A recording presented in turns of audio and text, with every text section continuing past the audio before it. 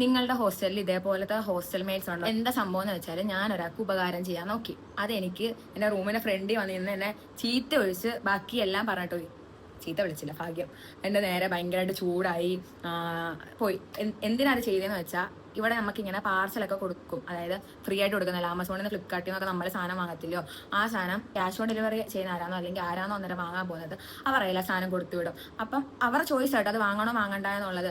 എനിക്ക് ഗ്രൂപ്പിൽ മെസ്സേജ് അയക്കാൻ മടിയാ. ഗ്രൂപ്പൊന്നും ഞാൻ നോക്കാറുമില്ല. ഗ്രൂപ്പിൽ എനിക്ക് വേണ്ട കാര്യങ്ങളൊന്നുമില്ല. അപ്പോൾ ഈ ഗ്രൂപ്പിന്റെ അടിയിൽ ഇങ്ങനെ ഒരു സാധനം കാണുമല്ലോ, അടിയിലെ മെസ്സേജ് വരാം. ഞാൻ ഗ്രൂപ്പ് എടുക്കുക, അതിൽ തൊടുക, മ്യൂട്ടാക്കി ആർക്കൈവിൽ ഇട്ടേക്കുന്ന സാധനം. എനിക്ക് ഗ്രൂപ്പിൽ മെസ്സേജ് അയക്കാൻ മടിയായതുകൊണ്ട് ഞാനിത് എനിക്ക് വാങ്ങാൻ വയ്യ, അല്ലെങ്കിൽ ഞാൻ ഗ്രൂപ്പിൽ ഇല്ലാന്നൊക്കെ പറയുമ്പോൾ ഇവരെ തന്നെ അവരെ വിളിച്ചിട്ട് പറയും. പിന്നെ നമുക്ക് പണിയൊന്നുമില്ലല്ലോ, ഈ സാധനം റൂമിൽ കൊണ്ട് വെക്കണം, അത്രേ ഉള്ളൂ. കാരണം ഇവരെ വിളിച്ച് പറയുന്നുണ്ട്, ബ്ലോക്കും എല്ലാ കാര്യവും പറയുന്നുണ്ട്.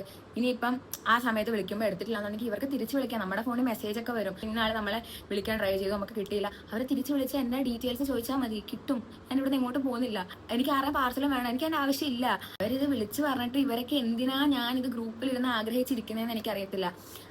10-12 പാർസൽ ഉണ്ടായിരുന്നു ഒരു ദിവസം. 10-12 പാർസൽ എന്ന് പറയുമ്പോൾ 12 കിലോ ഒന്നുമില്ല കേട്ടോ. എനിക്കൊരു വലിയ പാർസൽ കിട്ടാറുണ്ട്.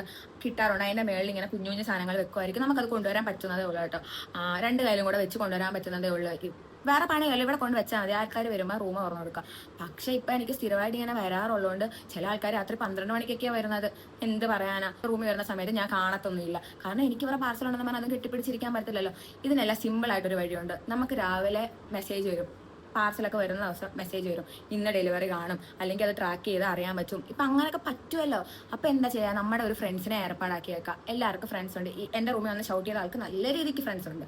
ആ ഫ്രണ്ട് ഇപ്പൊ ഇതിനടിയിൽ നെഗറ്റീവ് കമന്റ് എന്നെ ഇപ്പം ചീത്ത പറഞ്ഞ് ഞാൻ അങ്ങനെയാണ് ഇങ്ങനെയാണ് ഉറപ്പാ വരും, നല്ല രീതിക്ക് വരും. അപ്പം ഞാൻ ആരുടെ പേരും നാളും ഒന്നും ഈ വീഡിയോയിൽ എടുത്ത് പറയുന്നില്ല. പക്ഷെ അതിൽ നിന്ന് മനസ്സിലായിക്കോളൂല്ലോ ആരൊക്കെയാണ്. പക്ഷെ എന്നാലും ഞാൻ പറയുക, വീഡിയോ കാണുന്ന ആൾക്കാരൊന്ന് ചിന്തിച്ചു നോക്കുക.